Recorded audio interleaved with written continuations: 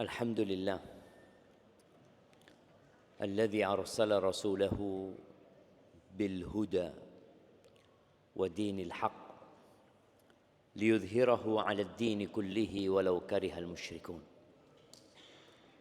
Segala puji bagi Allah Jalla Jalaluh yang telah mengutus Rasulnya dengan petunjuk dan agama yang benar, agar Allah memenangkan agamanya di atas seluruh agama meskipun orang-orang musyrikin membenci hal itu. Kita tahu bagaimana Rasulullah sallallahu alaihi wasallam tatkala beliau mendakwahkan tauhid ini, tatkala beliau mengatakan kepada orang-orang musyrikin, qulu la ilaha illallah. Bagaimana kisah siksaan dan gangguan yang diterima oleh Rasulullah sallallahu alaihi wasallam sendiri dan oleh para sahabatnya. Beliau sendirian di kota Mekah. Kita tahu orang yang pertama kali masuk Islam dari kalangan wanita adalah istri beliau, Khadijah. Disusul dengan Abu Bakar, Ali bin Abi Thalib, Zaid bin Harithah. Kemudian di tahun ke-10 kenabian, kota Mekah sudah tidak lagi kondusif. Setelah meninggalnya Khadijah, meninggalnya Abu Thalib, siksaan kaum Quraisy semakin menjadi-jadi. Akhirnya beliau berangkat ke Taif. Tidak berhenti menyampaikan agama Allah, walaupun ternyata di Taif yang ada gangguan. Bahkan beliau dilempari batu. Kaki beliau berdarah-darah. Padahal beliau adalah manusia terindah yang pernah menginjakkan kakinya di muka bumi. Akhirnya beliau balik lagi ke kota Mekah. Lalu beliau hijrah ke kota Madinah. Bayangan orang-orang musyrikin, cahaya Islam ini akan padam. Dan mereka berusaha dengan segala upaya untuk melakukan itu. Terjadi perang Badar di bulan Ramadan. Ana mau tanya nih, yang bukan mahasiswa, kalau mahasiswa tahu jawabannya. Ana mau tanya yang bukan mahasiswa, tanggal berapa terjadi perang Badar itu, dan berapa jumlah pasukan musuh, dan berapa jumlah pasukan umat Islam, dan berapa yang terbunuh dari kalangan kaum musyrikin? Nah, siapa yang mau jawab? Tanggal berapa? Tanggal 2. Tahun 2. Tanggalnya bukan 2. Tahun kedua Hijriah, betul. Tapi tanggalnya bukan. Nah, ada usaha dari Bapak. Siapa? Taib, tanggal 17 Ramadan, sahih. Lanjut. Berapa jumlah pasukan kaum? Kaum muslimin 300 belasan. Oke, kaum musyrikin? Ini informasinya diambil dari sana satu, diambil dari sana satu. Ini bukan kerja kelompok ini jemaah. Iya.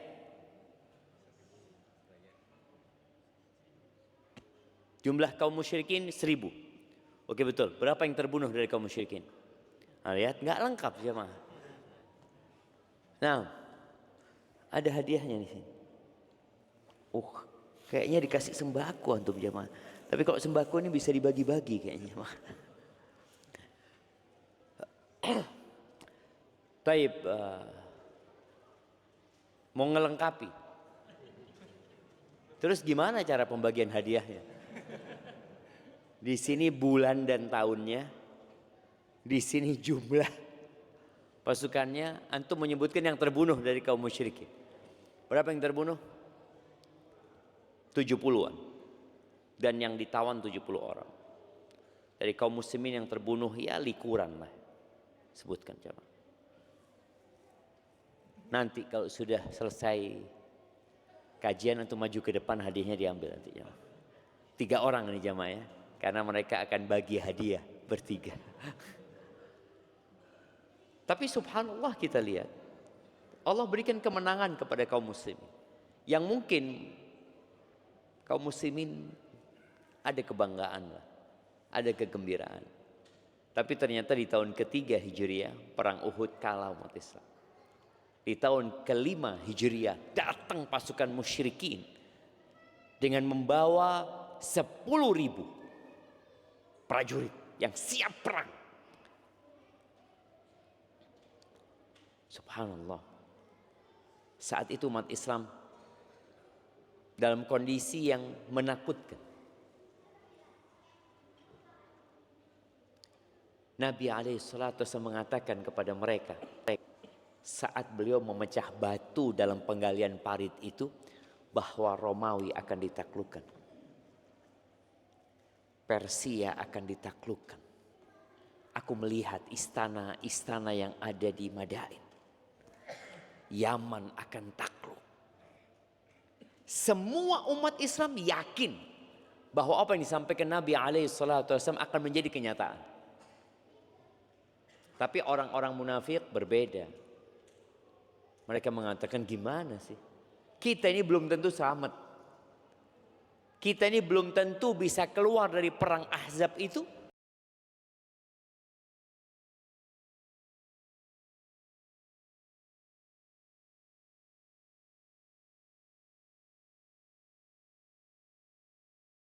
Mana Romawi di Syam pada saat itu, bagaimana Persia, bagaimana Yaman kemudian masuk ke dalam negeri Islam. Konstantinopel, Nabi berjanji, la tuftahunnal Qustantini, benar-benar akan ditaklukkan Konstantinopel itu. Walaupun peristiwanya setelah 800 tahun lebih, tapi terjadi. Maka bagi kaum muslimin,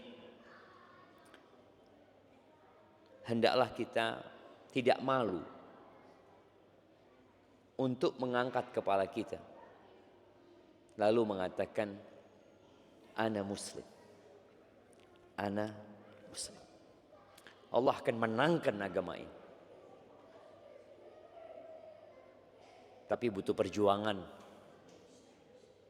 dan kesungguhan serta pengorbanan umat Islam.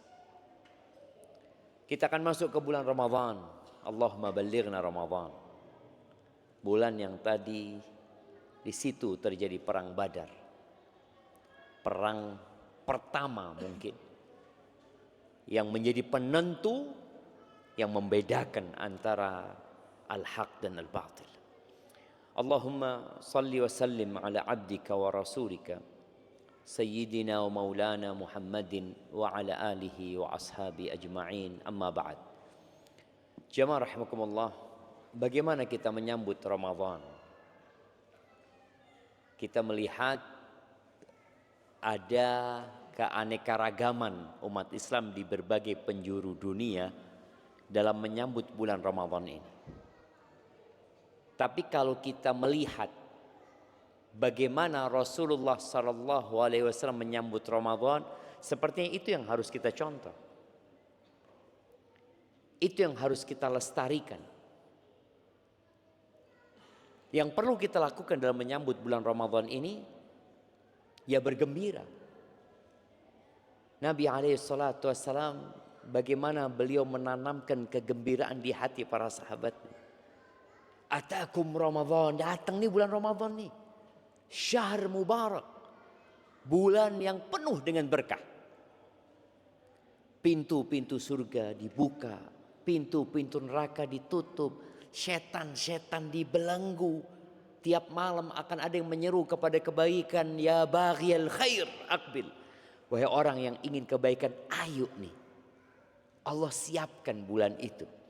Wa ya baghiyasy syarr, bagi orang yang ingin berbuat jahat. Ya, masih ada kadang-kala kita keinginan berbuat dosa. Aksir, udah tahanlah engkau, berhenti gitu. Dan di bulan Ramadan itu ada vonis bebas dari api neraka. Semua orang yang ada di sini dan semua orang yang ada di bagian akhwat sana dan semua manusia yang ada di muka bumi ini, baik yang sudah mati atau yang akan dilahirkan, semuanya punya tempat di neraka. Ada tempat anak, tempat antum, ada. Neraka itu cukup untuk seluruh umat manusia dan surga itu cukup untuk seluruh umat manusia. Di malam-malam Ramadan, atau di hari-hari Ramadan, ada al-itqu minan nar. Ada pembebasan dari api neraka. Gembira tidak tatkala kita mendengar hal itu? Di Ramadan ada satu malam yang lebih baik dari 1000 bulan. Siapa yang umurnya 1000 bulan? Anda kasih hadiah. Jemaah, 1000 bulan itu kira-kira 83 plus 4 bulan. Siapa yang umurnya 83 tahun plus 4 bulan? Sepertinya orang yang umurnya segitu, kalau dia masih hidup, ada sebagian yang sehat, ada sebagian yang sudah sakit-sakit, udah gak produktif lagi. Tadi subuh ada kawan datang, dia mengatakan, Ustaz, ibu ana sudah mulai pikun, Ustaz. Udah mulai pikun. Artinya ada kondisi ketika umur lanjut itu nggak produktif lagi. Nih satu malam lebih baik daripada beramal selama 1000 bulan. Umur umat Nabi Muhammad SAW nggak panjang, 60 sampai 70, dan yang lewat sana sangat sedikit sekali. Tapi itu ada di bulan Ramadan. Tatkala kita tahu ada bonus itu, apa yang akan kita lakukan? Allahumma ballighna Ramadan. Kita akan berdoa, ya Allah, sampaikan aku ke bulan Ramadan, sampaikan aku ke 10 hari terakhir, dan berikan kepada aku Lailatul Qadar. Itu bagi orang yang punya visi ke depan. Di bulan Ramadan ini yang gembira siapa jemaah? Yang gembira karena urusan dunia. Pedagang. Pedagang itu malah senangnya di 10 hari terakhir ya. Apakah pemandangan ramainya pasar itu ada di masa Nabi SAW? Ada di masa para sahabat Nabi? Atau yang ramai di 10 hari terakhir itu masjid? Seperti yang kedua. 10 hari terakhir itu hari berburu Lailatul Qadar. Dan bagaimana para sahabat iktikaf. Istri-istri Nabi iktikaf. Mereka bukan iktikaf kalong kayak kita jemaah ya. Kebanyakan kita iktikafnya kalong. Berangkat malam pulang pagi. Mereka iktikafnya 10 hari full. Enggak kerja. Apa enggak cukup bekerja selama 350 tahun? Apa enggak cukup? Kalau kita berpikir, aku wis kerja 350 tahun kerja. Gimana? Oh, tahun, hari. 350 hari ya. Mungkin enggak 350 hari ya. 344 hari atau 45 hari. Bekerja.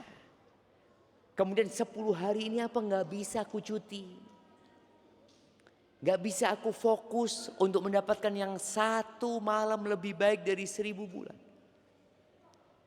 Loh, tapi kan gak wajib Ustadz. Ya sudah, kalau bicara gak wajib ini kita kalau ketemu sama ahli fikih susah. Ustadz ini ilmunya kalah sudah. Kan gak wajib. Iya. Emangnya hatam Quran wajib Ustadz? Oh enggak. Emangnya sholat taraweh wajib? Enggak. Emangnya ngasih berbuka orang puasa wajib? Tidak. Apa lagi? Yang mau ditanya lagi jamaah? Enggak. Tapi kalau kita bicara berapa banyak urusan dunia yang sunnah aja enggak kita lakon. Enggak ada sunnahnya. Makruh iya. Mubah. Kita cinta dengan hal itu. Sedangkan Allah mau bagi-bagi pahala sama kita, lalu kita katakan nggak wajib. Oh, bagi yang mau memang, bagi yang mau. Di surga itu ada derajat yang banyak sekali. Kata Allah Azza wa Jal, walikullin darajatun mimma amilu. Semua itu derajat itu tergantung amalan. Orang masuk surga dengan rahmat Allah Azza wa Jal, penentuan derajat itu disebabkan amal-amal yang kita kerjakan. Maka hibbati fillah, bergembira yang pertama. Malam ini sudah malam 10. Iya. 10 Sya'ban. Malam 10 Sya'ban berarti kita tinggal 20 hari lagi. Coba antum pikirkan apa yang ana persiapkan untuk 20 hari ini untuk menghadap Ramadan. Hal yang terpenting yang perlu kita persiapkan adalah motor kita harus bagus. Orang kalau dikatakan, antum mau kemana? Ana mau ke Jakarta. Cek dulu mobilnya. Iya, olinya sudah ganti, udah. Taib. Mesinnya bagus. Rodanya baru. Berangkat. Dan ketika berangkat hati antum nyaman. Kenapa? Karena semua sudah dicek. Tapi kalau antum berangkat ke Jakarta, ya apa? Ban 40%. 40% Jakarta antum. Gelondong nanti. Seperti itu. Terus oli sudah cair. Oli sudah cair. Aki masih bagus, tapi plus dorong. Ya apa sih? Antum mau berangkat ke Jakarta dengan kondisi seperti itu, yang dikhawatirkan nggak nyampe. Sampai Surabaya ditowing ke Jember. Mobil antum nanti. Untuk menghadapi Ramadan ini loh, kita harus benar-benar genak motor kita. Dan motor penggerak itu hati. Yang kata Nabi SAW, di tubuh kita itu ada satu organ. Kalau dia sehat, dia bagus, semuanya bagus. Tapi kalau dia rusak, semuanya rusak. Apa? Jantung kita nih. Ini malam 10. Terus malam 11, malam 12, malam 13, malam 14, malam 15. Malam nisfu Sya'ban. Kalau bicara malam nisfu Sya'ban ini, ada banyak cerita, ada banyak riwayat yang mungkin dikenal di masyarakat sehingga mereka merayakan nisfu Sya'ban itu dengan berbagai macam ritual. Ada yang kemudian sholat khusus di malam harinya, puasa khusus di tanggal 15-nya. Namun ternyata kalau kita melihat penjelasan para ulama tentang hadis-hadis berkaitan dengan nisfu Sya'ban ini, rata-rata dhaif dan palsu. Berkaitan dengan amalan khusus. Ada yang sahih tapi ternyata yang disahihkan oleh sebagian ulama. Hadis ini diriwayatkan oleh Al-Imam At-Tabrani, Ibnu Hibban dan Ibnu Majah dan disahihkan oleh sebagian ulama di antara Syekh Albani rahimahullahu taala dari Mu'adz bin Jabal radhiyallahu anhu, anna an-nabiy sallallahu alaihi wasallam qala bahwa Nabi alaihi salatu wassalam bersabda, yattali'ullah ila khalqihi fi lailatin nisfi min Sya'ban. Allah itu memandang kepada hamba-hambanya di malam nisfu Sya'ban. Fayaghfiru li jami'i khalqihi, Allah mengampuni untuk seluruh makhluknya kecuali dua. Yang bisa jawab Anda kasih hadiah. Nah, pelaku kesyirikan, qati'ur rahim, pemutus silaturahim. Oke, nggak apa-apa, kita kasih hadiahnya. Mana hadiahnya mau dikasih? Apa itu? Oh, nah, kayaknya satu. Iya, jazakallah khair, fadlan kasih kepada antum ya. Bagi-bagi sama saudara antum. Iya, dua yang tidak diampuni, musyrik wa musyahin. Musyahin ini lebih umum dari qati'ur rahim ya. Qati'ur rahim itu memutus rahim. Musyahin ini orang yang menyimpan dendam, dengki sama saudara, nggak harus kepada kerabatnya. Kalau qati'ur rahim kan berkaitan dengan kerabat saja. Tapi musyahin ini orang yang di hatinya ada kedengkian, kemudian dia tidak bertegur sapa dengan saudaranya sesama muslim, bukan kerabat. Itu nggak diampuni sama Allah SWT. Yang Allah lihat itu adalah hati.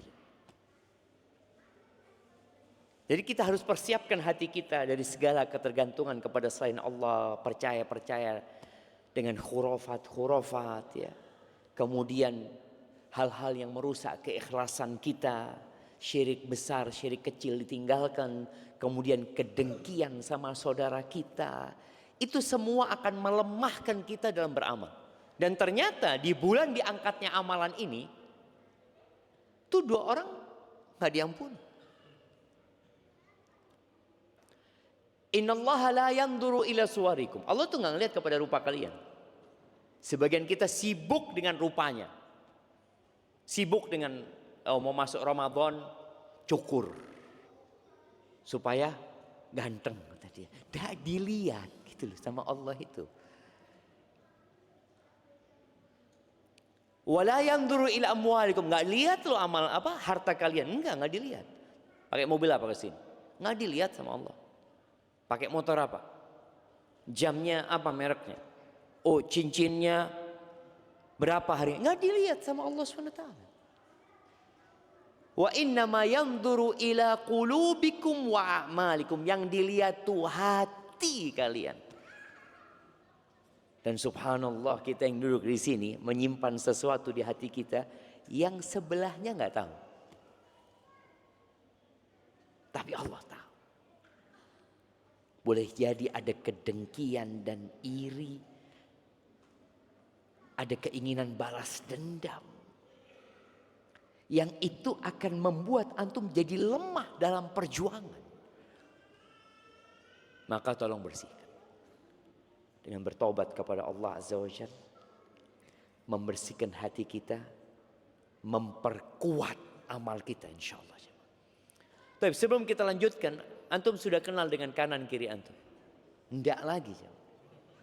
Setiap kajian ustadznya harus ngiling. Tapi memang ya seperti itu manusia jemaah.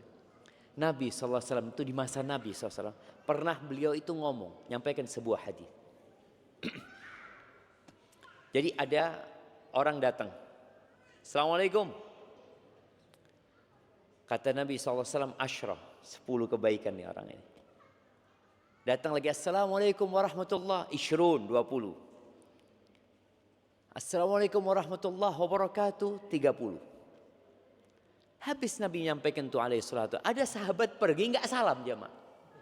Ya kata Nabi SAW, ya Allah baru saja disampaikan, kata Nabi SAW. Sudah hampir lupa gitu loh. Lalu Nabi alaihi salatu mengatakan, yang terakhir itu tidak lebih penting daripada yang pertama. Jadi salam itu ketika datang dan ketika pergi gitu loh jemaah. Cuma tadi bagaimana sahabat Nabi lupa jemaah. Tapi antum sudah kenal belum? Antum kenal sama yang kanan antum? Enggak. Antum? Loh dia ngarep soft pertama enggak kenalan jemaah. Yuk kenalan kabeh jemaah. Kenalkan nama, dari mana, apa profesinya.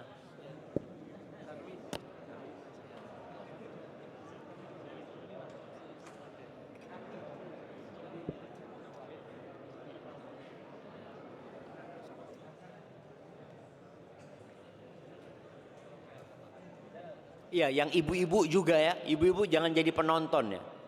Makanya ibu-ibu kalau datang itu jangan pernah duduk sama yang kenal. Ngobrol nanti. Jadi usahakan kalau datang kajian itu pisah sama kawannya. Iya, yang ini satu geng ini enggak boleh ini.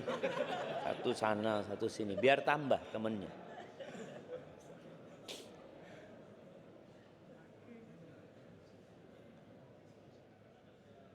Nah, ana mau kasih hadiah buat yang kenalannya baru saja ini 5 orang. Oh, angkat tangan 5 orang ya, sebutkan. Dari Keranjingan, oke. Terus 5 orang. Loh. Dari mana? Loh, lali. Ambulu. Terus dari iya. Kemudian loh, pertanyaan 5, telu. 5. Iya, 5. Loh, 5 orang yang kenal. Pertanyaannya kenal 5 orang barusan. Loh. 1 orang tuh enggak 5. Enggak ada kan jemaah? Oke 4, ini 3 ini barusan cuma 4. Yang bisa nyebutkan 4 baru kenal ya. Baru, ojo gengnya enggak. Kenalan, baru kenalan saat ini jemaah. Enggak ada kan jemaah? Yang 3 mau dikasih? Enggak, kurang 2. Harus lebih semangat. Iya, ibu-ibu. Ibu-ibu, ada mic di sana ibu-ibu. Yang kenal 5. Baru hari ini kenalnya. Silakan. Belum? Taib 4, kita kurangi 1. 4.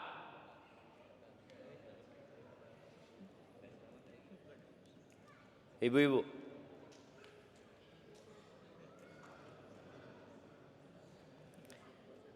Taib. Berarti masih belum ada. Taib ahibati fillah. Oh ada. Naam, tafadhal.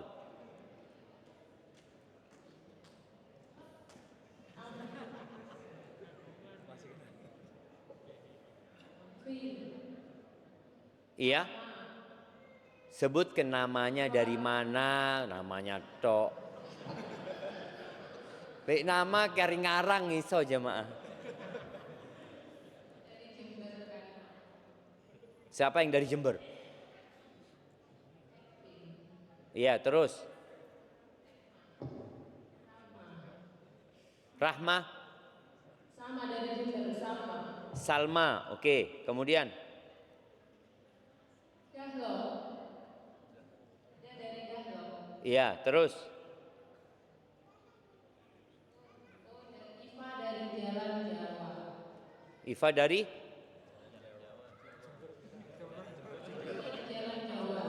Dari Jalan Jawa. Oh gitu. Oke. Sudah 4? Oke, siap. Kasih hadiahnya. Ada kerudung kalau nggak salah sana itu. Taib ahibati fillah. Masalah hati ya. Tolong. Kita ini perlu bersih-bersih hati. Hati ini dibersihkan dengan istighfar, memohon ampun kepada Allah Subhanahu wa taala. Yang kedua, berkaitan dengan kesalahan kepada manusia, maka kita harus minta maaf sama mereka. Ada orang yang amalnya baik, tapi hatinya nggak baik. Masih ingat kisah seorang wanita yang ditanyakan kepada Rasul sallallahu alaihi wasallam, "Fulanah ya Rasulullah, fulanah taqumul lail wa tasumun nahar wa tatasaddaq." Fulanah ya Rasulullah, Masya Allah.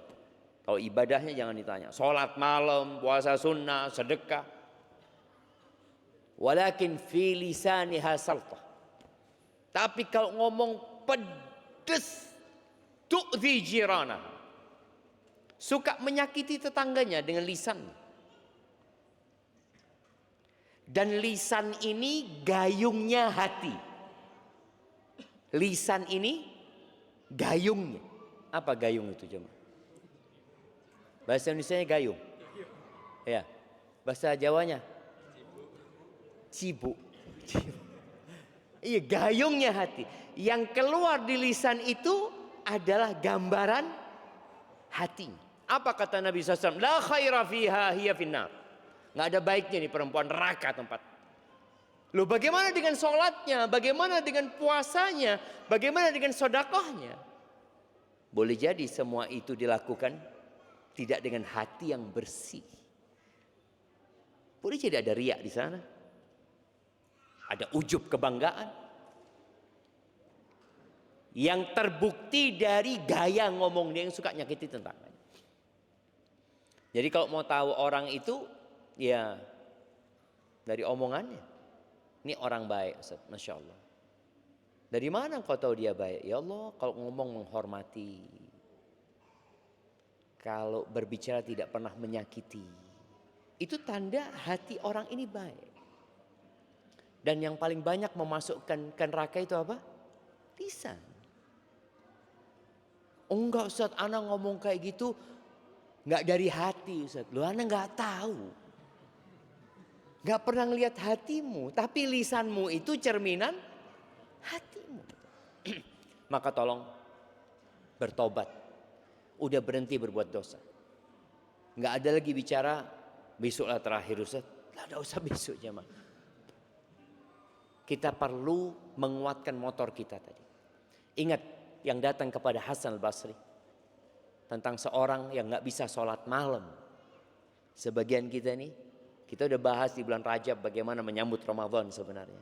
Kita sampaikan bagaimana kita memperbanyak baca Quran, sholat malam, ya, puasa. Kalau ternyata antum di bulan Syaban, aku kok nggak bisa puasa Ustaz ya? Anak kok nggak bisa sholat malam Ustaz? Padahal fulan bisa, anak punya tetangga, anak punya kawan, anak punya sohib, sekantor, puasa kuat. Ngajinya kuat Ustaz, tiap hari 1 juz. Di bulan Rajab, bulan Syaban 1 hari 2 juz. Kenapa dia mampu, aku nggak mampu? Kata Hasan al-Basri, qayyadatka dhunubuka. Engkau dirantai, dibelenggu dengan dosa-dosamu. Ingat yang motornya suka mogok dulu, yang kalau mau starter tidak bisa, kemudian businya dilepas. Diapakan businya jamaah?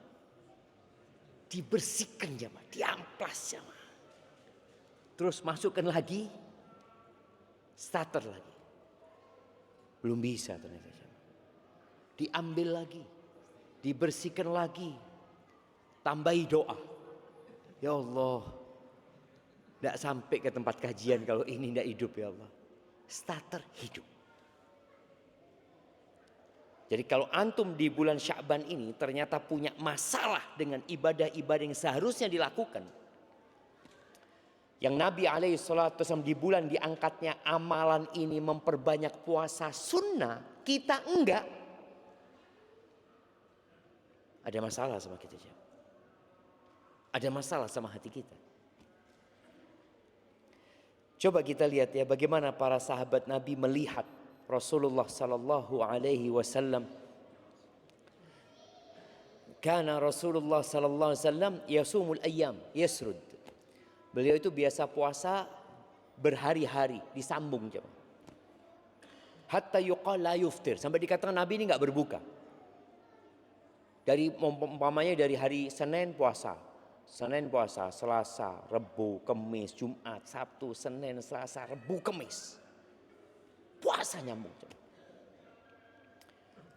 Wa yuftir ayyam hatta yakad la yasum. Dan kadang-kala Nabi sallallahu alaihi wasallam tidak puasa. Berhari-hari tidak puasa. Illa yaumaini minal Jum'ah.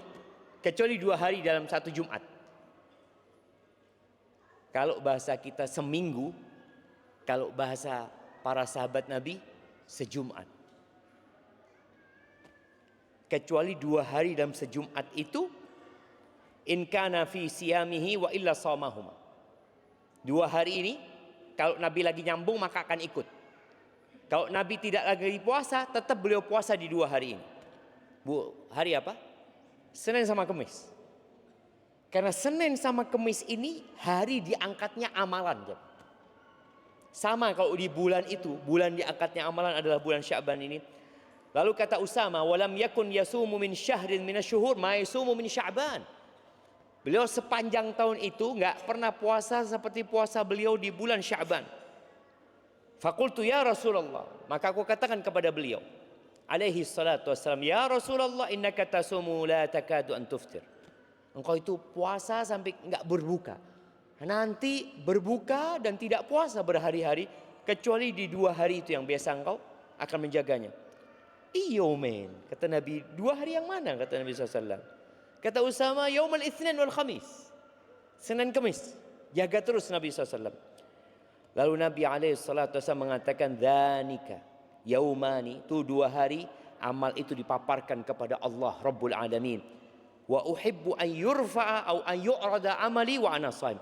Aku ingin amalanku diangkat dalam kondisi aku puasa. Jadi amalan pekanan, amalan Jumatan itu diangkatnya hari Senin sama Kamis. Beliau ingin diangkat dalam kondisi berpuasa. Terus Sya'ban. Kenapa? Dzaka syahrun yaghfalun nasu anhu. Bulan Sya'ban itu bulan yang dilalaikan oleh manusia. Posisinya antara Rajab dan Ramadan. Kita sudah bahas bagaimana para sahabat Nabi itu mengagungkan Rajab dan Ramadan. Mereka mengagungkan, dan boleh jadi di Rajab mereka juga memperbanyak puasa, memperbanyak ibadah di sana. Terus Sya'ban mungkin sebagian orang berpikir istirahat. Persiapan Ramadannya dengan istirahat. Istirahatlah Ustaz. Entah lagi mau Ramadan kita. Harus makan yang benar di bulan Sya'ban. Orang lalai dengan bulan Sya'ban. Padahal mereka, para sahabat Nabi radhiyallahu taala anhum, mereka hafal dengan bulan-bulan Islam. Oke, yang mau tanya. Antum sebutkan bulan-bulan Islam. Nah,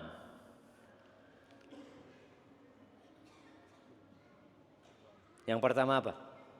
Januari. Ya Allah.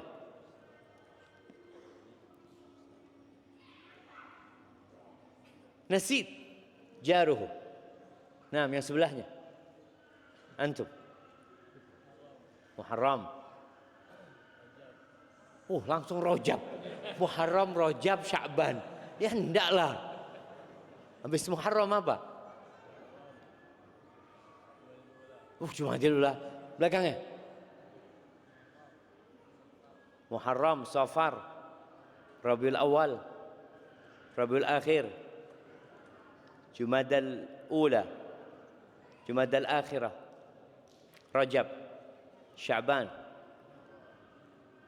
Ramadan, Syawal, Dzulqa'dah, Dzulhijjah. Masya Allah. Kasihkan ini ke sana Bapak jamaah. Masya Allah. Iya, ada cara menghafalnya katanya. Cara menghafal bulan-bulan itu, tapi itu buat anak-anak jemaah ya. Kalau bapak-bapak ini caranya itu Musa, Roro, Juju, rasa-rasa Juju, Zuzu. Rasa-rasa Zuzu, bukan Juju. Musa, Rara, Juju,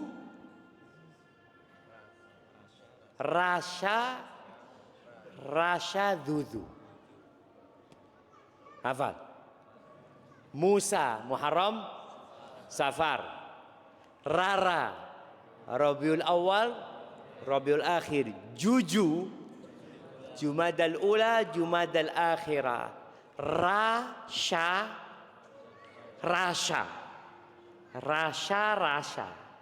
Rajab, Sya'ban, Ramadan, Syawal. Rasa, Zuzu, bukan Juju. Zuzu. Hah? Dzulqa'dah, Dzulhijjah.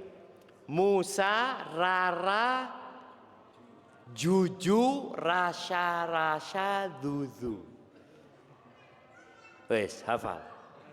Oke, kita dengarkan azan dulu baru kita tes lagi, bentar lagi jam 6.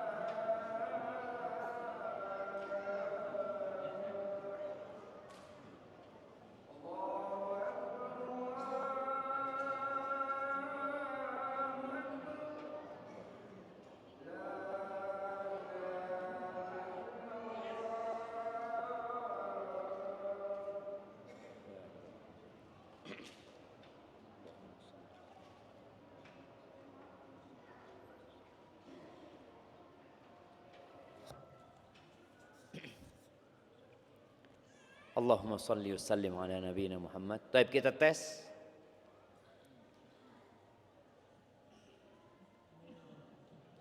Ya. Iya, singkatan tadi. Musa, Harun. Oke. Musa, Rara, Juju, Rasa, Zuzu. Masya Allah, betul jemaah. Kasih hadiah. Nggak apa-apa, kasih kurmanya nih sama dia, Insya Allah. Ya, ibu-ibu. Kalau ibu-ibu guru TK bisa jemaah. Itu buat anak TK. Masa kita kalah sama anak TK?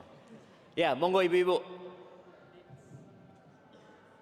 Musa, Rara, Juju, Rasha, Rasa, Dudu. Ya, ini guru TK kayak ini jamaah. Iya, coba disebutkan.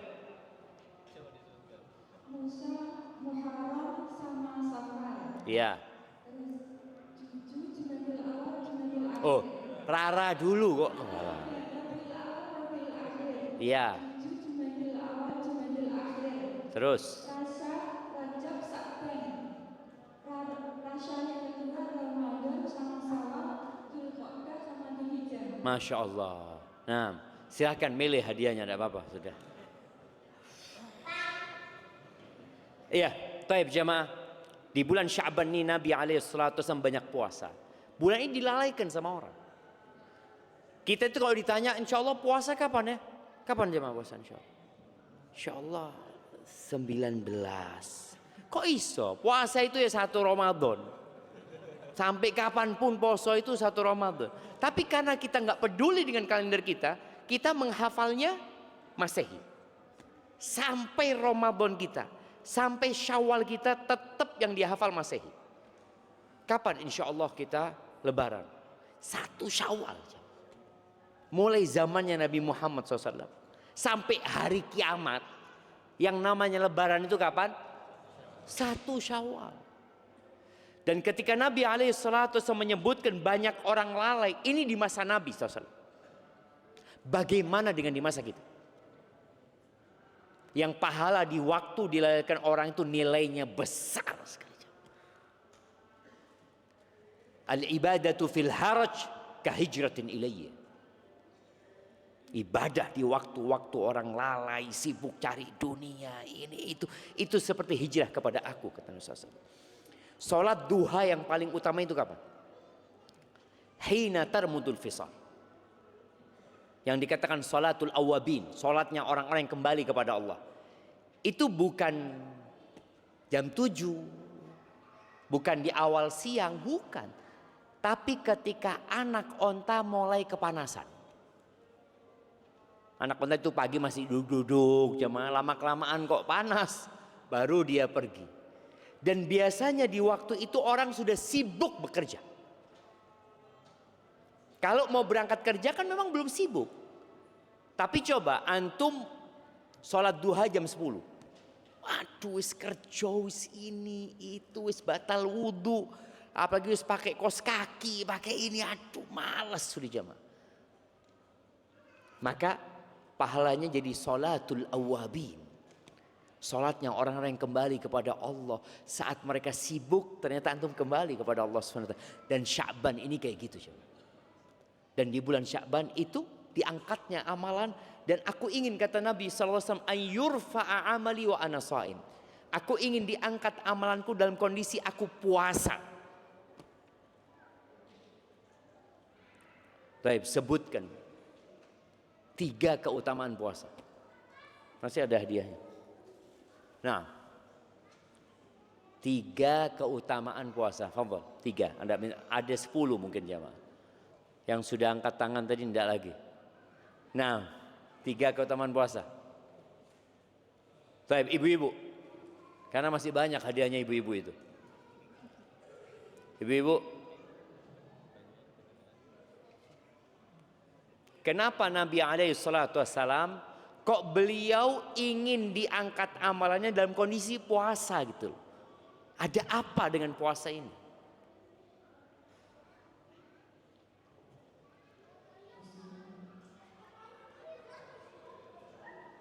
Naam, tafadhali.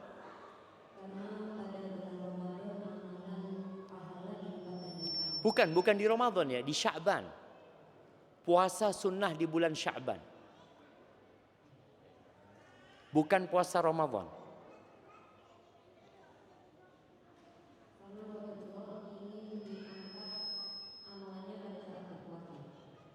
Iya, kenapa? Itu pertanyaannya. Afwan. Kenapa kok beliau memilih puasa gitu? Kok nggak ingin diangkat amalannya pada saat umroh umpamanya?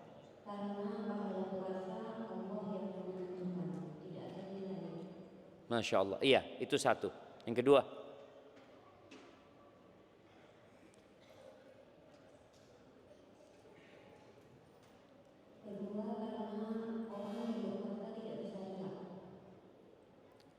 Yang ketiga,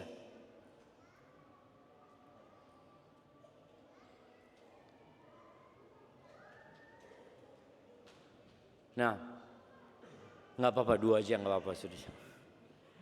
Iya, tuh tadi disebutkan coba. Kenapa?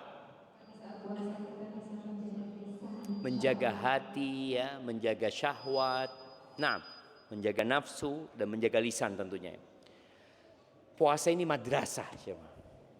Full madrasah lengkap komplit puasa. Tadi disebutkan semua amalan Adam itu, anaknya Adam ini udah ada perhitungannya. Baca Quran 1 huruf 1 kebaikan jadi 10 dilipat gandakan. Sedekah jelas. Kemudian umroh jelas. Kemudian sholat jelas. Illa shaum kata Allah Azza, kecuali puasa itu milikku kata Allah. Aku yang akan kasih pahala. Jadi berapa pahalanya malaikat nggak tahu. Yang tahu cuma Allah Azza wa ana azzi bihi. Yada'u ta'amahu wa syarabahu wa syahwatahu min ajli. Ini orang meninggalkan yang halal. Makan dia tinggalkan padahal tubuhnya butuh dengan makanan. Minum dia tinggalkan. Syahwatnya, istrinya yang halal dia tinggalin karena aku kata Allah Azza wa Jalla. Nabi ingin seperti itu. Jadi ketika diangkat amalannya ada puasa. Yang perhitungannya hanya Allah yang tahu. Kemudian orang yang puasa itu punya waktu lebih panjang lagi dalam hidup ini. Yang banyak memakan waktu kita itu adalah makan dan minum kadang-kala jamaah. Orang kalau nggak puasa selesai nggak akan makan siang ya, nggak ada sarapan ya, nggak ada ceritanya ngopi, nggak ada ceritanya coffee break wala apa. Yang ada ibadah lagi, dia akan bisa baca Quran, dia akan dapat menghatamkan Al-Quran, dia akan menundukkan pandangan, dia akan jaga mulutnya. Orang puasa itu yang halal ditinggalin, apalagi yang haram. Dan yang terakhir buat teman-teman, persiapan untuk menyambut Ramadan ini, mulai belajar lagi fikih Ramadan. Belajar lagi, karena Ramadan ini ibadah setahun sekali ya. Kadangkala ada yang lupa, dengan kita baca, kita termotivasi, kita jadi sadar. Dan doa yang banyak supaya disampaikan ke bulan Ramadan. Karena ada orang yang sampai ke bulan Ramadan tapi gak puasa juga. Dan puasa di bulan Sya'ban ini sebagai bentuk latihan ya. Insya Allah ana yakin jam. Semoga gak salah. Kalau antum puasa di bulan Sya'ban, gak ada ceritanya awal Ramadan itu bingung sama takjil. Gak ada. Gak ada ceritanya sore-sore keliling. Kemana? Golek bengi. Di mana bengi digolek jemaah? Nyari malam gitu jemaah. Tahu-tahu pulang bawa sak kresek jemaah. Gorengan, petulo, apa lagi? Kolak, es campur, es degan, ketan. Semua mau dia makan. Habis asar atau 1 jam sebelum waktu adzan itu sudah nunggu di meja makan. Insya Allah dilihati, dibolak-balik. Wah enak iki kok jemaah. Kalau dia biasa puasa di Sya'ban nggak akan mikir itu. Adzan pun dia mungkin sedang mandi. Tapi orang yang tidak pernah puasa itu jam dibolak-balik jam. Anu yo, kok suwi saya mah? Karena dia nggak biasa puasa sunnah. Tapi kalau dia biasa puasa sunnah, dia bisa habis asar dia duduk ngaji. Katanya ada doa yang mustajab buat orang yang berbuka. Dia banyak baca doa, nggak mikir makan.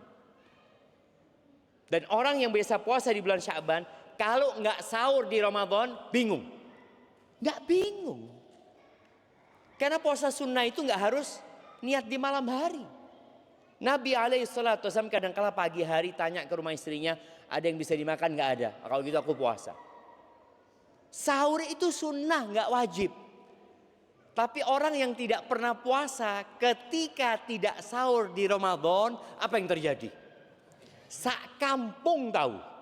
Aku ndak sahur jemaah. Cerita kabeh jemaah. Status ini aku tangi pas azan jemaah. Ini loh. Ini karena dia nggak pernah puasa sunnah gitu loh. Tapi ketika dia biasa puasa sunnah, sahur ya biasa, buko ya biasa. Kenapa Nabi SAW minum air terus sholat? Kok bisa? Kita bisa? Nggak bisa. Kita minum tok Ustaz, sembayang mikiri makanan Ustaz. Kan katanya daripada mikir makan ketika sholat lebih baik makan mikirin sholat gitu loh. Ini wis makan, wis komat, tak apa-apa sudah. Timbang saya mikiri makanan. Itu tadi, gas terus gitu ya. Maka jadi lemah. Jadi ketika seharusnya dia kuat di bulan Ramadan, tarawih tidak kuat. Nah tadi, di bulan Sya'ban mulai antum sholat malam. Mulai. Usahakan antum 11 rakaat. Sudah dimulai. Sholat sunnahnya tadi 40 rakaat kalau bisa. 11 rakaat sholat malam, rawatibnya 12 rakaat. Plus 17, 40 rakaat. Dijaga, direncanakan. Mampu apa tidak? Kita itu nggak mau, bukan nggak mampu. Antum punya waktu. Antum kalau sudah pegang handphone 1 jam bisa. Scrolling. Ketika datang ke dokter diperiksa, Masya Allah sehat antum punya ini. Karena sering bergerak. Yang lainnya ada bergerak jemaah. Maka tolong direncanakan, dimulai semua ibadah yang akan dilakukan di bulan Ramadan. Usahakan di bulan Sya'ban sudah dimulai. Muqaddimah nih sudah latihan. Iktikaf mulai iktikaf. Nih mahasiswa nih. Yang enggak pulang, dia punya waktu iktikaf. Sudah, iktikaf. Enggak harus puasa ya. Tapi kalau bisa antum puasa, sahurnya minum air, selesai di masjid, nanti buka baru pulang mom ya. Barakallahu fikum.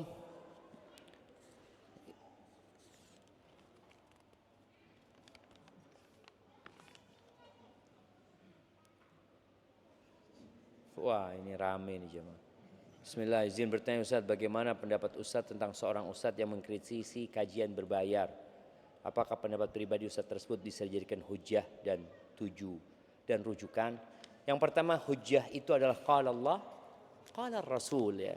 Kalau bicara ini pendapat, ya pendapat, nggak ada masalah seorang berpendapat dan boleh jadi dia menyimpulkan hal itu karena ada pertimbangan-pertimbangan ya, seperti itu. Nggak ada masalah. Jadi antum jangan anti kritik.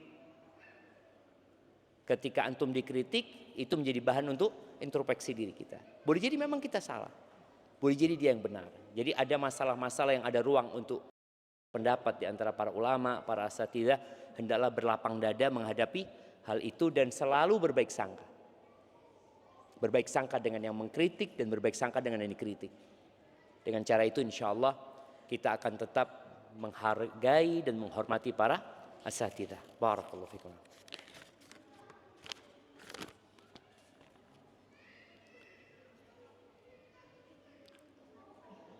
Assalamualaikum warahmatullahi wabarakatuh. Ahsanallahu ilaik ya Ustaz, ana sedang bersedih hati melihat kondisi abi ana yang sudah tidak pernah nampak di majelis ilmu di kampung halaman. Pernah ana ajak dan tanyakan kenapa tidak mau lagi hadir ke sana. Beliau beralasan orang yang hadir di masjid tersebut belum tentu merubah akhlaknya menjadi lebih baik. Ditambah lagi beliau malah kecanduan bermain TikTok, scroll, live dan segala macam yang mungkin tidak ada faedahnya. Kita lihat jemaah ya, setan itu terkadang dia membisikkan 99 pintu kebaikan yang dia maksudkan yang ke-100, yang keburukan. Jadi bayangkan bagaimana abahnya anak ini, dia nggak mau kajian karena belum tentu berubah ya. Tapi ternyata dia sibuk dengan TikTok, dengan ini tidak ada masalah gitu. Ini yang perlu kita waspadai dalam menghadapi bisikan-bisikan syaitan ya kepada kita. Antum kadang-kala malas datang kajian, kenapa? Ana datang kajian Ustaz, nggak ada yang salam sama ana Ustaz. Betul loh jemaah, ada yang seperti itu. Ada teman yang cerita, dia ngomong, Ustaz, ana pertama datang kajian Ustaz di Surabaya, ana datang sama istri ana, dia cerita. Waktu itu di masjid, ada masjid besar, rame Ustaz. Ana duduk di tengah-tengah lautan manusia itu. Ana di WA sama istri ana. Ada yang nyapa antum, ada yang nyapa anti kata dia. Gak ada kata dia. Nafsi-nafsi. Nah itu yang terjadi kadang-kala gitu. Menyebabkan orang akhirnya gak suka datang kajian. Apa sih yang menghalangi antum untuk mengatakan assalamualaikum, kaif halak? Ana dari sini, antum dari mana? Gitu. Apa yang menghalangi? Bid'ah. Apanya yang bid'ah aja mah? Titik bid'ah gitu kan. Malah kita dianjurkan untuk ketika berjumpa untuk mengucapkan salam dan bersalaman gitu loh. Itu sunnah yang kita tinggalkan. Lalu kita mengaku ahlus sunnah wal jamaah.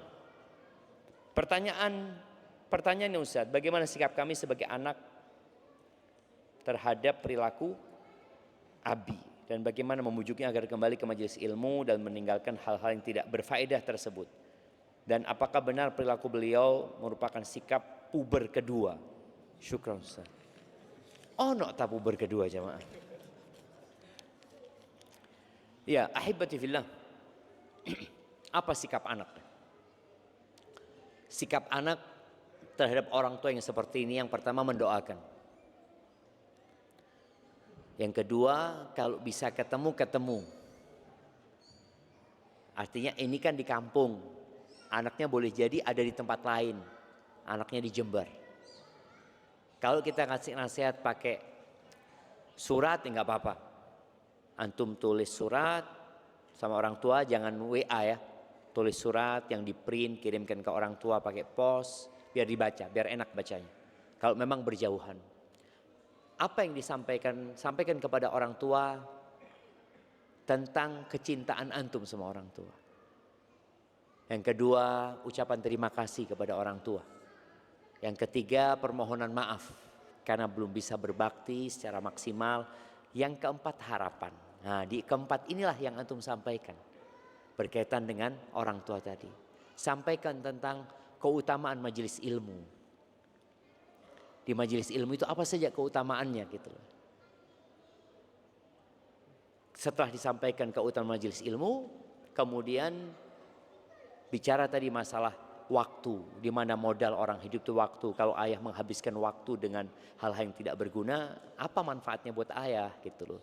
Mungkin seperti itu. Jadi sharingnya itu tidak ngasih tahu, tapi ngajak orang tua untuk berpikir. Semoga dengan cara seperti itu Allah berikan hidayah.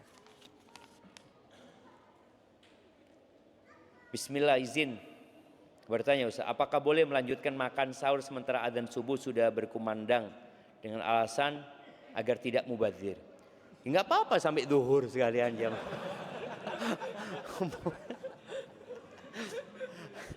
Iya jemaah. Allah Azza wa Jalla mengatakan wa kulu washrabu hatta yatabayyana al-khaytul aswadu minal khaytil abyadi hatta yatabayyana lakumul khaytul abyadu minal khaytil aswadi minal fajr. Kalian makan dan minum sampai fajar. Ketika fajar terbit dia berhenti. Mubadzir Ustaz. Ya ada apa-apa makan, berarti itu tidak puasa. Kalau mubadzir. Maka di sini mungkin ada anak pernah dengar ada pendapat Ustadz yang mengatakan jadi kalau azan itu ada makanan boleh lanjutkan dimakan ya. Masalah ini ada khilaf di antara para ulama. Tapi keluar dari khilaf itu menyelamatkan. Ketika azan sudah selesai. Karena yang batasan puasa itu dari fajar terbit sampai matahari terbenam. Jadi ketika sudah fajar terbit, kecuali azannya itu duluan, cepat jemaah. Ana kalau nggak salah sudah, Ana membaca kalau nggak salah ada pernyataan resmi dari Muhammadiyah yang menyatakan bahwasanya waktu subuh Indonesia itu kecepatan 8 menit ya.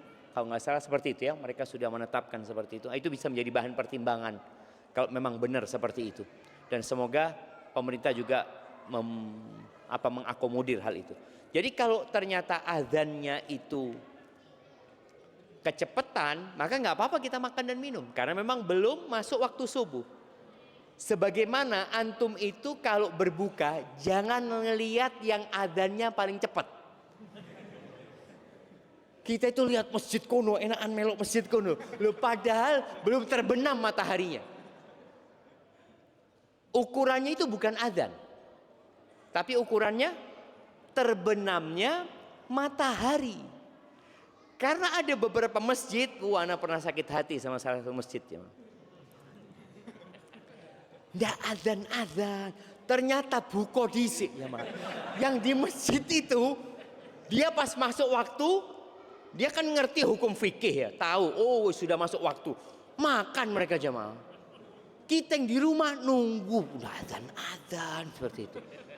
Ternyata mereka buko disian. Ini nggak boleh juga gitu. Artinya orang di masyarakat itu nunggu, maka tolong ya disampaikan kalau sudah masuk waktu. Boleh yang azan itu minum dulu, kalau sudah masuk waktu ya dia minum kemudian dia azan karena sudah masuk waktu seperti itu. Jadi ingat, harus dipastikan kita dianjurkan mensegerakan berbuka kalau sudah pasti. Kalau ragu tunda. Seperti itu. Barakallahu fiik. Ini ada pertanyaan terakhir. Mohon saran untuk kami agar mudah untuk memaafkan orang lain. Karena hati saya sulit untuk memaafkan dan seringkali ada dendam terhadap kesalahan-kesalahan orang lain meskipun itu orang tua kita. Jazakallahu khairan. Ahibbati fillah. Siapa yang tidak pernah mengecewakan orang lain? Masih ada hadiahnya. Kita itu kadang-kala merasa orang yang paling tersakiti dalam hidup ini. Kita merasa nggak pernah nyakitin orang lain. Kalau sudah bicara orang tua, apalagi ibu kita itu punya kebaikan dan bapak kita punya kebaikan, yang kita lupa dengan kebaikan itu karena memang kita nggak punya memori di sana. Buat para wanita ya khususnya, yang mungkin dia dikecewakan sama ibunya. Kemudian ada ibu yang pilih kasih kadang-kala sama salah satu anaknya, bapak juga seperti itu. Akhirnya dia jadi nggak suka sama ibunya. Ketahuilah, ibumu pernah mengandungmu 9 bulan, yang kau nggak tahu. Itu cukup kebaikan yang tidak terbalaskan. Ketika proses melahirkan, dia berpotensi mati ketika itu dan tetap dia lakukan. Kemudian menyusui ya. Jadi cara kita memaafkan orang lain, yang pertama melihat kebaikan orang lain. Semua orang punya kebaikan. Yang kedua melihat kepada diri kita. Kita ini berbuat salah terus-terusan ya, sama Allah Azza wa Jalla. Berapa banyak orang yang kita sakiti namun kita nggak sadar. Yang boleh jadi nanti pada hari kiamat, ketika antum di sidang, kita tahu ada orang yang pada hari kiamat datang membawa pahala sholat, membawa pahala sodako, pahala ibadah yang lainnya. Udah orang ini punya pahala banyak jam, tapi ternyata yang nuntut dia banyak. Ternyata salah satu yang nuntut istrinya sendiri. Bayangin jam. Yang nuntut anaknya sendiri, yang nuntut muridnya sendiri mungkin, yang nuntut tetangganya sendiri. Datang dia nuntut. Tahu-tahu pahala yang antum kumpulkan selama ini habis ya. Maka kita disuruh memaafkan orang lain agar orang itu nanti memaafkan kita juga, agar Allah memaafkan kita. Jadi tatkala antum disakiti sama orang, antum harus tahu ana banyak berbuat salah.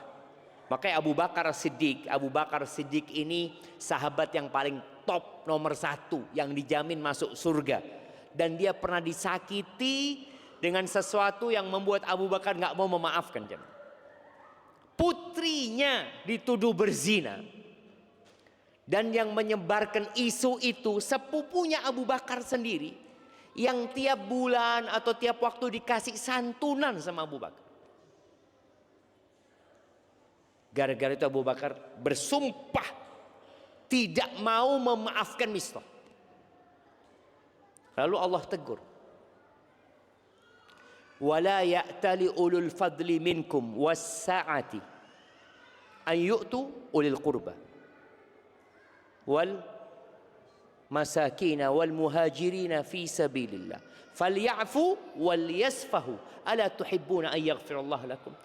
Kata Allah, jangan sampai itu ada orang-orang yang Allah kasih rizki lebih, Allah kasih keluasan rizki, kemudian dia bersumpah tidak mau ngasih, sumpah Abu Bakar, kerabatnya tidak mau ngasih, kerabatnya orang miskin, orang yang muhajir fi sabilillah, Mistah itu, hendaklah mereka memaafkan. Udahlah, nggak usah dikasih hukuman atas kesalahannya, itu sudah dilupakan.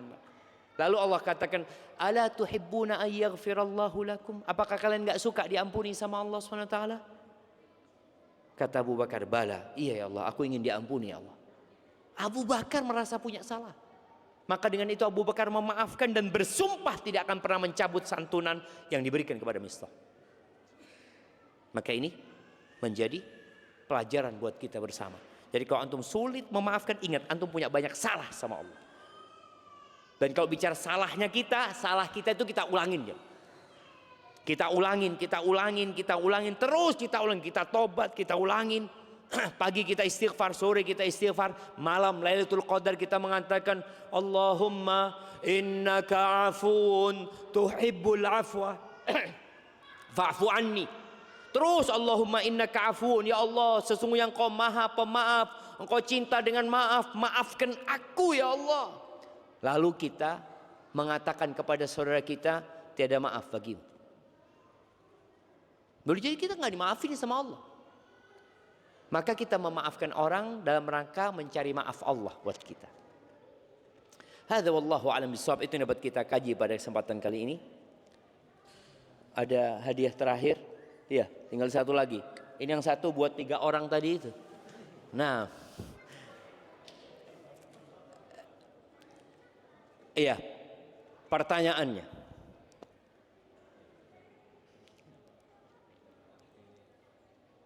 sebutkan 5 keutamaan Ramadan.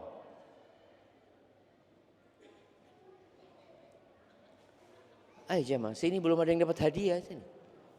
Oke. Nah,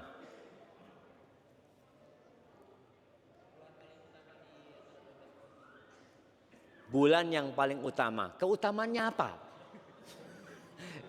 Keutamaan yang ditanya.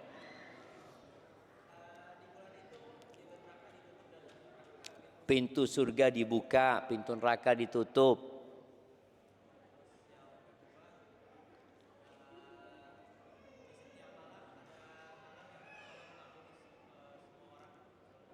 Ada pembebasan dari api neraka. Ya.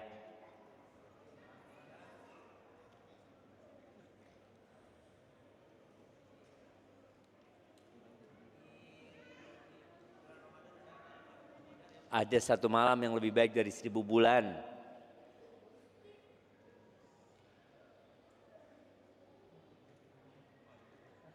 Terus setan dibelenggu.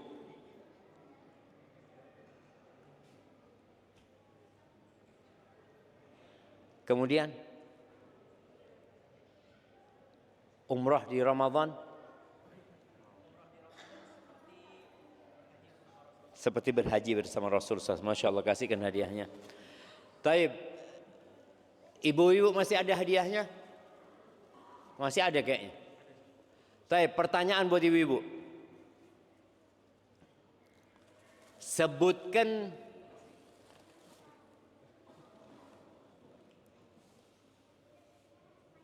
apa jamaah? Iya. Sebutkan 9 istri Nabi Muhammad SAW.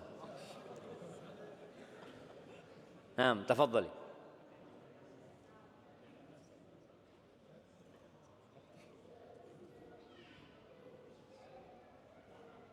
Naam. Ada yang hafal?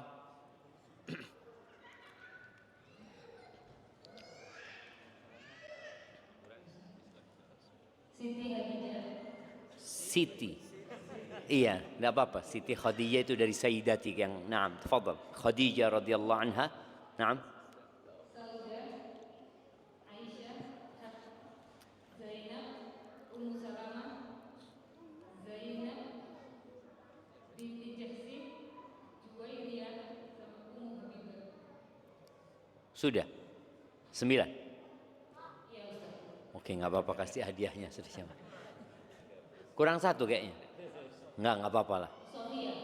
Ada Sofia, ada Hafsah ya. Barakallahu fiik. Semoga Allah mudahkan. Dan ada kalau masih tersisa 1 hadiah lagi buat yang paling tua di sana. Mak-mak paling tua. Ada enggak? Yang umur 84? 70? Ada apa enggak? Yang paling tua? Udah ketemu? 64 Ustaz. Paling tua 64. Ada yang lebih? 66. Ada yang 66. Ada yang lebih?